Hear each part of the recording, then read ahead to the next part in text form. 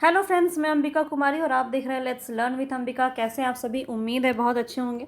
तो एनसीईआरटी की सीरीज़ पर हम आगे बढ़ रहे हैं। क्लास 6 को हमने बहुत अच्छे से कंप्लीट कर लिया है और अब हम क्लास 7 की तरफ बढ़ रहे हैं। क्लास 6 से लेकर 12 तक पूरा हमारा कंप्लीट करने का ये उद्देश्य है, ताकि किसी भी एग्ज़ाम में जो एनसीईआरटी से लेवल आपका बनता है, जो क्वेश्चन आपका बनता है, वहाँ से आपका एक भी एग्ज़ाम में प्रश्न छूटे नहीं। तो देखिए, इसीलिए हम यहाँ पे एनसीईआरटी कर रहे हैं। एनसीईआरटी के बाद मैं आपको डिटेल क्लासेस भी करवाऊँगी। तो बस आपको टाइम पे मेरे साथ जुड़े रहना है। और जितने भी आपके एग्ज़ाम की तैयारी हो रही, जैसे बीपीएससी टीआरई 4 की तैयारी हो, चाहे सीटेड हो आप कर रहे हो, किसी भी एग्ज़ाम की तैयारी आप करेंगे तो एनसीईआरटी काफ़ी इंपॉर्टेंट हो जाता है। तो चैप्टर 1 हम देखेंगे क्लास 7 का। चलिए स्टार्ट करते हैं क्विकली। और किस किस तरह के प्रश्न इस क्वेश्चन से आपके पूछे जाएंगे वो सब मैं आपके साथ समय समय पर डिस्कस करती चलूँगी। और क्या ये इंपॉर्टेंट है, बहुत ही मज़ेदार है, पूरी कहानी के माध्यम से समझेंगे, एक एक चीज़ आपको समझ में आएगा, बहुत ही मज़ेदार होगा। और चलिए क्लास को कंप्लीट देखिएगा, तभी आपको सभी चीज़ें समझ में आएंगी। जो इंपॉर्टेंट पॉइंट है उसको मैंने हाईलाइट किया हुआ है, ताकि आपको जो भी यहाँ से इंपॉर्टेंट चीज़ है जिसका आप नोट्स बना सकते हैं वो आपको ईजिली प्रोवाइड किया जा सके। इसकी पूरी पीडीएफ आपको मेरे टेलीग्राम पे मिल जाएगी, तो वहाँ से ज़रूर इसको आप डाउनलोड करके इसका नोट्स बना लीजिएगा, तभी इसको देखने का कोई फ़ायदा है आपको, वरना आप रहने ही दीजिए। क्योंकि आपको अगर किसी भी एग्ज़ाम की तैयारी करना है तो सबसे पहले एनसीईआरटी पे फोकस करना ही पड़ेगा, और इसके लिए आपको एक एक चैप्टर पढ़ना इंपॉर्टेंट है। तो बस इसको जब तक आपका एग्ज़ाम का डेट नहीं आ जाता है, बहुत ही अच्छे से एनसीईआरटी को कवर कर लीजिए। अभी आपके पास समय है, फिर आपके पास समय नहीं रहेगा और उस वक्त मैं भी कुछ कर नहीं पाऊँगी फिर, क्योंकि इसलिए समय पे मैंने स्टार्ट किया है ताकि आपका भी सब कुछ कंप्लीट हो जाए। तो चलिए स्टार्ट करते हैं अब बिना किसी देरी के। पसंद आएगा तो लाइक एंड शेयर कर दीजिएगा, और अगर चैनल पर नए हैं तो सब्सक्राइब करके बेल आइकन ज़रूर दबा दीजिएगा। चलिए स्टार्ट करते हैं। तो देखिए, यहाँ पे पहले तो कुछ कहानी से यहाँ पे बच्चों को समझाया गया है। तो ये तो आप सब जानते ही हैं कि क्या होता है, सजीव वस्तु क्या होती है, निर्जीव वस्तु क्या होती है, वही बातें यहाँ पे आपको बताई गई है। जैसे मैं पढ़ती जाती हूँ, फिर आपको थोड़ा सा आनंद आएगा। तो लंबी छुट्टियों के बाद जब रवि स्कूल जा रहा था, तब उसने देखा कि उसके स्कूल के निकट के खेल के मैदान में खुदाई हो रही है। वहीं एक मैदान उनके खेलने के लिए वहाँ पर था। लोगों ने बताया कि वहाँ अनेक फ्लैटों वाली एक बड़ी इमारत बनेगी। जब रवि को समझ में आया कि मुलायम घास, गेंदे के फूल और तितलियों वाला विशाल मैदान अब हमेशा के लिए नष्ट हो चुका है, तो उसकी आंखों में आंसू छलकने लगे। देखिए, एक बच्चे के अंदर भी पर्यावरण के प्रति कितना झुकाव है, कितना लगाव है, तो वो चीज़ें यहाँ पे आपको दिखाई गई हैं। उसने यह बात अपने सहपाठियों को बताई। अभी आप नीचे पढ़ेंगे जो भी इंपॉर्टेंट पर्यावरण से संबंधित प्रश्न बनते हैं, तो बस सब्र रखिएगा। ये इसलिए आपको करवाया जा रहा है ताकि आपके अंदर एक इंटरेस्ट डेवलप हो। बहुत ज़्यादा इंपॉर्टेंट है, क्योंकि देखिए ये सभी चीज़ें आप ऑलरेडी जानते हैं, बस इंटरेस्ट नहीं आता है इसलिए पढ़ नहीं पाते हैं। तो वही इंटरेस्ट डेवलप करने की कोशिश मैं आप सभी में कर रही हूँ, ताकि आप इसको आराम से समझें कहानी के माध्यम से। और पूरा एनसीईआरटी इसी तरह मैं आपको कंप्लीट करवा रही हूँ। क्लास 6 का पूरा करवा दिया, हिस्ट्री भी और ज्योग्राफी भी। अगर आपने नहीं देखा है तो जाके पहले उसको कंप्लीट कीजिए, ठीक है? क्योंकि वहीं से फिर आपका जो है ईजिली वे में आपको सारे परिभाषिक शब्द समझ में आएंगे और आप धीरे धीरे चीज़ों को समझ पाएंगे, कॉन्सेप्ट आपके क्लियर होते जाएंगे। आगे देखते हैं रवि की कहानी क्या क्या है इसमें। तो रोने लगता है। उसने यह बात अपने सहपाठियों को बताई। सुबह की सभा में प्रधानाचार्य ने बहुत उदासी से कहा, देखो कैसे हमारा पर्यावरण बदल रहा है। तो कक्षा में पहुंचकर रवि अपने शिक्षक से पूछता है कि पर्यावरण क्या है। जो कुछ भी आप अपने आसपास देखते हो वो पर्यावरण है, शिक्षक ने बताया। तो रवि कहने लगता है, इसका अर्थ है स्कूल, भवन, मेज, कक्षा में रखी कुर्सियाँ, यहाँ तक कि खुला मैदान, सड़क, कूड़ा करकट, मेरे दोस्त, ये सभी पर्यावरण के अंग हैं। तो शिक्षक बताते हैं, बिल्कुल, ये जरा रुको, कुछ वस्तुओं का निर्माण प्रकृति ने नहीं किया है, जैसे पर्वत, नदियाँ, पेड़, प्राणी, ये सभी चीज़ों का निर्माण किसने किया है? प्रकृति ने किया है। जबकि अन्य का निर्माण जैसे मानव ने क्या बनाया है? सड़क, कार, कपड़े, किताब, ये सभी किसने बनाए हैं? तो ये मानव निर्मित चीज़ें हैं। अब दो दो छात्र मिलकर इन कार्य को कीजिए। यहाँ पे एक एक्टिविटी करवाई गई है। अब आगे देखिए, यहाँ पे कैसे बताया गया है कि पर्यावरण किस प्रकार से बदलता है। तो ये आपको पिक्चर बहुत अच्छे से समझना है। ये आपने क्लास 6 में भी इसको किया हुआ है कि ये है पर्यावरण के घटक में। देखिए क्वेश्चन आपका बहुत ही मिनिमम सा, बहुत ही कह सकते हैं बहुत ही इजी क्वेश्चन है, लेकिन इसमें भी गलतियां करते हैं आप लोग, क्योंकि आपको ये क्लियर नहीं है कि पर्यावरण के घटक क्या हैं। देखिए, पर्यावरण के घटक आपके प्राकृतिक भी होते हैं और मानव निर्मित भी होते हैं, दोनों ही होते हैं। और प्राकृतिक में हमने पढ़ा है क्लास 6 में, जो आपका जैव मंडल है वो 3 के अंदर आता है, जैसे स्थल मंडल, वायुमंडल और जल मंडल। इन तीनों को मिला करके क्या बनता है, आपका जैव मंडल बनता है। और एक होता है आपका मानव निर्मित, जैसे इमारतें, पार्क, पुल, सड़क, स्मारक, उद्योग।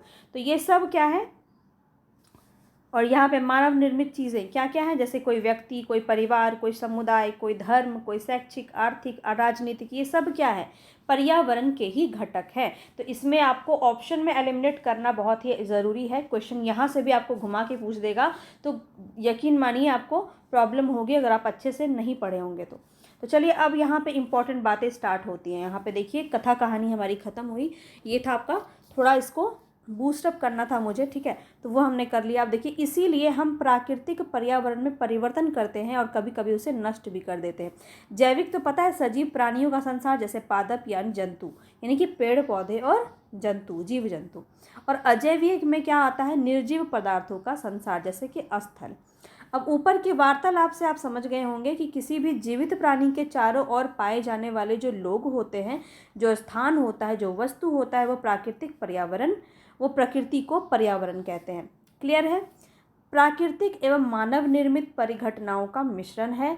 प्राकृतिक पर्यावरण में पृथ्वी पर पाए जाने वाली जीवीय और अजीवीय दोनों परिस्थितियां शामिल, दोनों ही होती हैं। ये बात आपको ध्यान रखना है, नोट कीजिएगा, जो कि इम्पॉर्टेंट है। मैंने ये सारा कुछ आपका यहाँ पे हाईलाइट कर दिया है, ताकि बिना किसी देरी के आप पूरे अच्छे से नोट्स कंप्लीट कर पाएँ।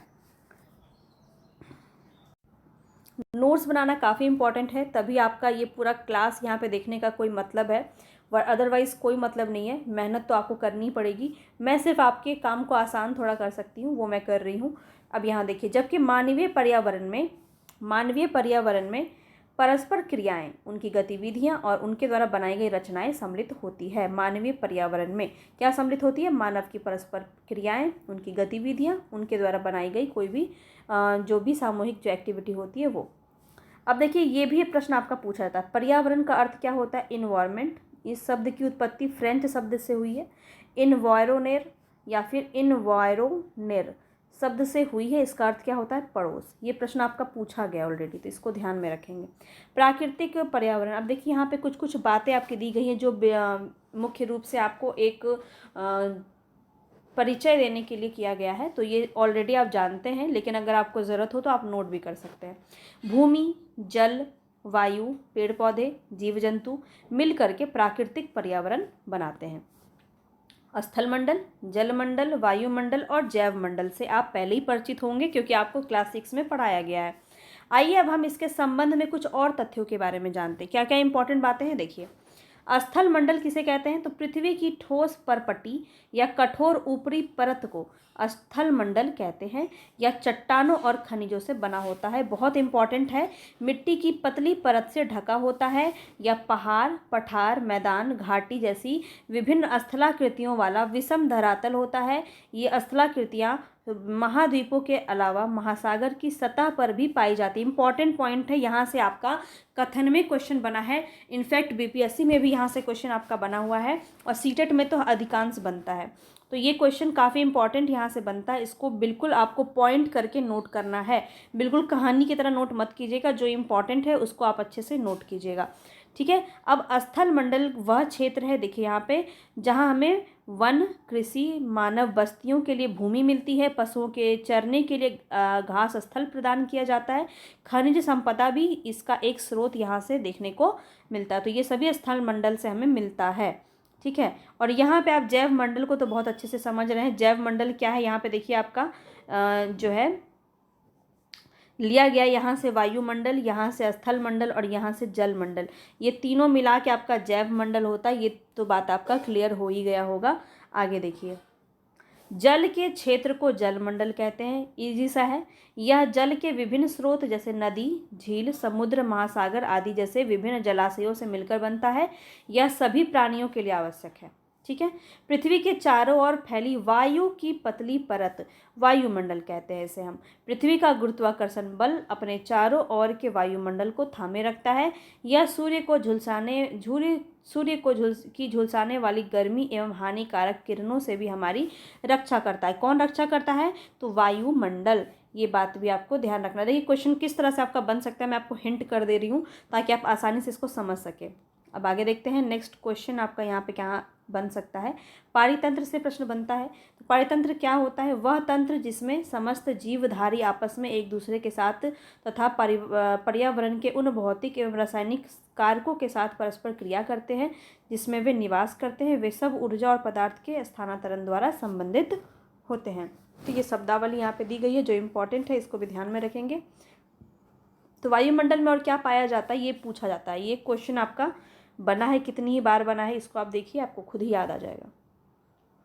तो यहाँ पे क्या होता है आपका, कई प्रकार की गैसें होती है, धूल कण और जलवाष्प होता है। ये धूल कण इंपॉर्टेंट है, कई बार ऑप्शन में यहाँ पे हेराफेरी करता है तो इसको ध्यान में रखिएगा। गैस होता है, धूल कण होता है, जलवाष्प भी होता है। ठीक है।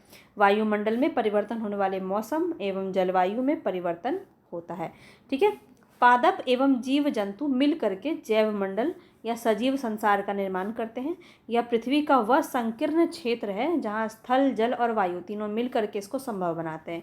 इजी है, इतना बात तो क्लियर होगा। आगे देखिए पारितंत्र क्या है। तो यहाँ पे फिर से कुछ कहानियों के माध्यम से इसको बताया गया है। जैसे कि रवि की कक्षा में एक एनसीसी कैंप में जस्सी ने आश्चर्य से कहा, कितनी मूसलाधार वर्षा हो रही है, इससे मुझे अपना केरल याद आ गया। तुम सबको आकर देखना चाहिए कि कैसे हरे भरे पौधों में, हरे भरे खेतों एवं नारियल के बगानों में लगातार बारिश होती रहती है। तभी जैसलमेर के रहने वाले हीरा ने आश्चर्य से पूछा, हमारे यहाँ वर्षा होती ही नहीं है, हमें तो दूर दूर तक केवल कीकर और रेत ही नजर आते हैं। लेकिन वहाँ ऊँट भी तो मिलते हैं। रवि ने क्या कहा? लेकिन वहाँ पर ऊँट भी तो मिलते हैं। तो यहाँ पे एक तरह से दिखाया जा रहा है कि किस प्रकार से कौन सी चीज़ें संबंधित होती है। हम पढ़ तो लेते हैं कि परस्पर क्रिया करते हैं, परस्पर संबंधित होते हैं, एक दूसरे से संबंधित होते हैं, एक दूसरे को प्रभावित करते हैं, पर कैसे करते हैं वो यहाँ पे आपको कहानी के माध्यम से एनसीईआरटी में बहुत अच्छे से बताया गया है। अब देखिए यहाँ पे हीरा क्या कहता है। इस तरह से आपको कोई नहीं पढ़ाया होगा, बिल्कुल बच्चों की तरह बता रही हूँ आपको, और बहुत ही आसानी से आप इसको समझ सकते हैं। बस आपको ध्यान से सुनना है क्योंकि सब कुछ आपको आता है, बस आपको रिवीजन करने की ज़रूरत है। इसीलिए जो इंपॉर्टेंट पॉइंट है उसको ज़रूर नोट कीजिएगा और बार बार रिवीजन कीजिएगा, बहुत इंपॉर्टेंट हो जाएगा। हीरा ने कहा, ऊँट तो मिलेंगे ही, जब तुम हमारे रेगिस्तान आओगे तो तुम्हें सांप, छिपकली और अनेक कीट भी देखने को मिलेंगे। रवि हैरत में पड़ गया। विभिन्न स्थानों पर पाए जाने वाले जीव जंतु, वनस्पति, लोगों के रहन सहन के तरीके इतने भिन्न क्यों हैं? क्या सभी का एक दूसरे के साथ संबंध है? तो टीचर बोलते हैं बिल्कुल, बहुत संबंध है। सभी पेड़ पौधे, जीव जंतु एवं मानव अपने आसपास के पर्यावरण पर आश्रित होते हैं। इंपॉर्टेंट पॉइंट है, यहाँ से क्वेश्चन आपका बन जाता है। प्रायः वे एक दूसरे पर भी आश्रित होते हैं। जो हमने पढ़ा है यहाँ पे, जीवधारियों का आपसी सहजीवीकरण हमने पढ़ा है, सहजीवी क्रिया जो करते हैं ये आपस में भी एक दूसरे से संबंधित होते हैं और एक दूसरे पर भी आश्रित होते हैं। तो जीवधारियों का आपसी एवं अपने आसपास के पर्यावरण के बीच का संबंध ही पारितंत्र का निर्माण करता है। अधिक वर्षा वाले वन, घास स्थल, रेगिस्तान, पर्वत, झील, नदी, महासागर, छोटे से ताल का भी एक पारितंत्र हो सकता है। तो यहाँ पे ये भी एक फैक्ट याद रखिए कि 5 जून को आपका विश्व पर्यावरण दिवस मनाया जाता है, जो कि ईजिली कोई भी एग्जाम में आपका देखने को ये मिल जाता है। आगे क्या बोला गया, मानवीय पर्यावरण क्या होता है। देखिए मानव अपने पर्यावरण के साथ पारस्परिक क्रिया करता है और उसमें अपनी आवश्यकता के अनुसार परिवर्तन भी करता है। प्रारंभिक मानव ने स्वयं को प्रकृति के अनुरूप बना लिया था। मतलब पहले के जो मानव थे वो प्रकृति के अनुरूप अपने आप को उन्होंने ढाल लिया था। उनका जीवन सरल था एवं आसपास की प्रकृति से उनकी आवश्यकताएं पूरी हो जाती थी।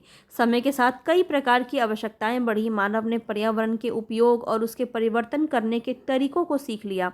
जैसे कि फसल उगाना, पहले लोग क्या करते थे, जानवर मिल जाता था, शिकार करके खा लेते थे। फिर उन्हें ज़रूरत महसूस हुई कि आग होना चाहिए, उसको पका के खाएंगे तो ज़्यादा मज़ा आएगा।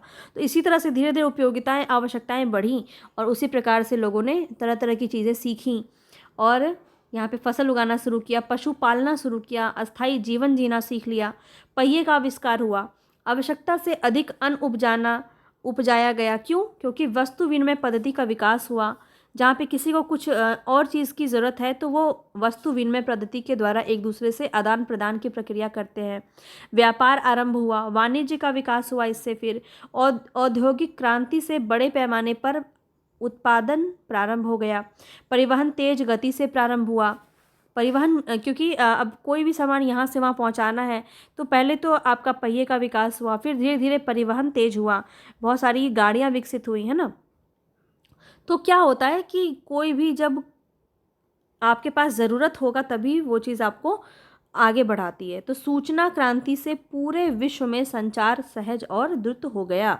सूचना क्रांति क्या हुआ? इन्फॉर्मेशन एक दूसरे से फैलता गया। अभी आप देखिए गूगल पे कुछ भी आपको चाहिए तो आप इन्फॉर्मेशन तुरंत ले लेते हैं। तो क्या होता है, उससे विश्व में संचार और सहज हो गया।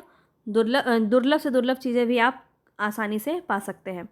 तो ये सभी बातें कैसे आपका बढ़ता गया ये आप देख रहे हैं। अब देखिए यहाँ पे क्या बोला जा रहा है कि आप गर्मी में रसीला तरबूज और सर्दी में भुनी हुई मूंगफली खाना क्यों पसंद करते हैं? प्राकृतिक एवं मानवीय पर्यावरण के बीच सही संतुलन होना आवश्यक है। मानव को पर्यावरण के साथ समरसता से रहने एवं उसका उपयोग सीखना चाहिए। अब देखिए एनसीईआरटी का एक बहुत ही अच्छा बात ये भी है कि इसमें जो तरह तरह के क्वेश्चंस अराइज होते हैं वो क्वेश्चन आपके दिमाग में भी आपको एक सोचने पे मजबूर कर देगा कि हाँ यहाँ से इस तरह की चीज़ें पूछी जा सकती है। अब देखिए रवि की कक्षा में मिज़ोरम की एक लड़की है नूरी, वह अक्सर अपने स्थान की हरियाली की बात करती रहती है। खेल का मैदान नष्ट होने के कारण रवि की उदासी देख करके नूरी ने उसे आने वाली छुट्टियों में अपने घर मिज़ोरम आने को कहा। रवि के शिक्षक ने सभी बच्चों से कहा कि छुट्टियों में वे जिन स्थानों पर जाएंगे वहाँ के दृश्य, घरों और लोगों के क्रियाकलापों का चित्र बना कर लाएंगे। ये उनको एक होमवर्क दिया गया। तो देखिए रवि की कहानी से हमने स्टार्ट किया था, रवि की कहानी पर हमने एंड किया है। और पूरी कहानी आपको कैसी लगी ये मुझे ज़रूर बताइएगा। आगे आप जैसे जैसे बढ़ेंगे चैप्टर्स आपको अब थोड़े मुश्किल दिखने लगेंगे। मुश्किल क्या रहेंगे? बहुत ही ईजी हैं, बहुत ही आसानी से आप समझ जाएंगे। बस आपको ध्यान देना है, जैसे जैसे मैं बता रही हूँ, जैसे जैसे समझा रही हूँ, और जो भी आपको हाईलाइट किया है ना उसको नोट करके बार बार पढ़िए। बहुत ही ईजिली आप सभी चीज़ों को कंप्लीट कर लेंगे। अब देखिए यहाँ पे जो क्वेश्चन है इसको कौन आंसर करता है ये मुझे देखना है और कमेंट बॉक्स में। तो ये आपको बिल्कुल इसका मिलान और ये सेकेंड नंबर का क्वेश्चन और थर्ड नंबर का क्वेश्चन ये मुझे आप कमेंट बॉक्स में करके बताएंगे, ठीक है। कमेंट बॉक्स में मुझे करके बताएंगे। और मैं ये देखना चाहूँगी कितने लोग सीरियस हो और यहाँ तक कंप्लीट आपने देखा है। तो हैट्स ऑफ टू यू कि आप इतनी मेहनत कर रहे हैं, और अपने लिए अगर आप इतनी मेहनत कर रहे हैं तो बिल्कुल आप सफल होंगे। तो चलिए इसी नोट के साथ हम इसी को ख़त्म करते हैं क्लास को, और कल फिर से मिलेंगे नेक्स्ट वीडियो में। तब तक के लिए धन्यवाद। जितने भी लोग हैं चैनल पे प्लीज़ लाइक कर दीजिए, सब्सक्राइब कर लीजिए और शेयर कर दीजिए। धन्यवाद।